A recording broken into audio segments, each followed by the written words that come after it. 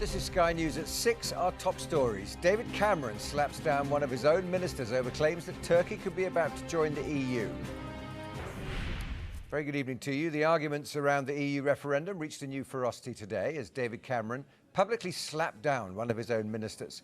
Defence Minister Penny Mordaunt claimed that Britain would not be able to stop Turkey joining the European Union within 8 years, with a warning that it would undermine Europe's and the UK's security. That was promptly dismissed by the Prime Minister, who called the claims misleading and absolutely wrong, as our senior news correspondent Ian Woods reports. It's not the invasion of young Turks which anti-EU campaigners are predicting, just football fans on their way to the friendly against England in Manchester. But the Leave campaign's warning that millions of their fellow countrymen could follow in their footsteps if Turkey joined the EU has sparked a furious row. They are going to join. It's a matter of when. The British government does have a veto on Turkey joining, so we don't have to let them join. No, it doesn't. I do not think that the EU is going to keep Turkey out.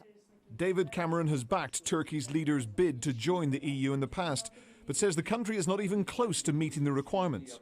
Britain and every other country in the European Union has a veto on another country joining. That is a fact.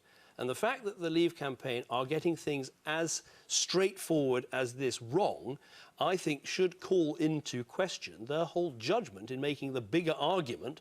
In fact, he suggested it could be hundreds of years before Turkey completes the journey to EU membership.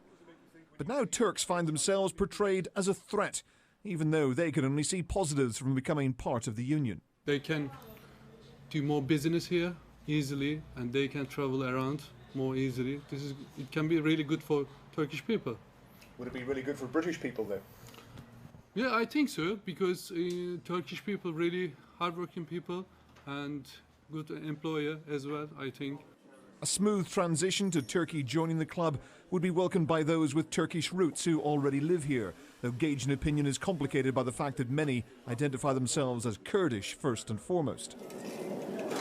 But is this all just a smokescreen to scare voters? After all, when the most prominent Leave campaigner was grilled on the matter months before the referendum debate, even Boris suggested Turkey wasn't ready. I think the chances of the Turks readily acceding to the European Union are between, nil and 20%. It is up to 20%. Well, probably lower than that. I mean, it's not going to happen. So headlines suggesting an imminent influx are wide of the mark, according to those who think EU membership would make Turks less likely to want to leave their country. It makes me and it makes lots of other Turks feel rather upset, actually, because it shows a fundamental lack of understanding of the debate. This isn't a question of 77 million people upping sticks and moving over to the UK or to Germany or to France. This is about improving social conditions, economic conditions, administrative conditions in a country that needs it, because Turkey has a lot of internal political divisions. And those who don't like Brussels will vote Leave, regardless of whether Turkey is on or off the menu. Ian Woods, Sky News.